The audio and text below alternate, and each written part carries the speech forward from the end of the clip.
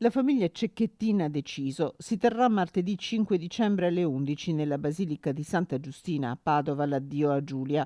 La data dopo un incontro tra Papagino, il parroco di Saonara Don Francesco Monetti e il sindaco Michele Lazzaro. Tutto questo a meno che non siano necessari ulteriori approfondimenti dopo l'autopsia sul corpo di Giulia che sarà eseguita domani mattina nell'Istituto di Medicina Legale a Padova. Grande l'affetto che si è stretto in questi giorni attorno alla famiglia Cecchettin, migliaia le persone attese nella città del Santo, che in Prato della Valle si prepara ad accogliere quanti non troveranno posto nella grande basilica con l'allestimento di maxi schermi, raccogliendo l'invito lanciato dal sindaco di Vigonovo, il paese dove vive la famiglia di Giulia.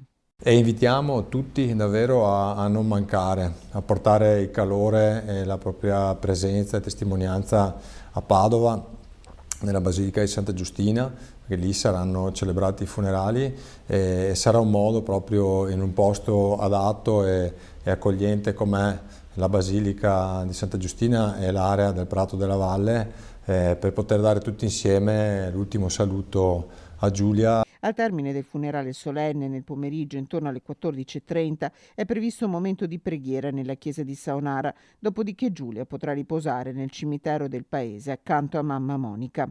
Intanto proseguono le indagini. Per un paio d'ore in Procura a Venezia oggi si sono incontrate le parti, i legali di Filippo Turetta e gli avvocati della famiglia Cecchettin.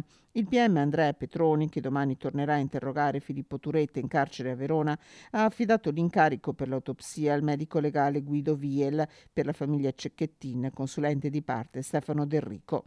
Un esame fondamentale per capire l'ora della morte di Giulia, il numero di coltellate ricevute, quali e quante lame abbia usato Filippo Turetta, se Giulia sia stata anche picchiata e se Filippo abbia inferito su di lei ancora in vita.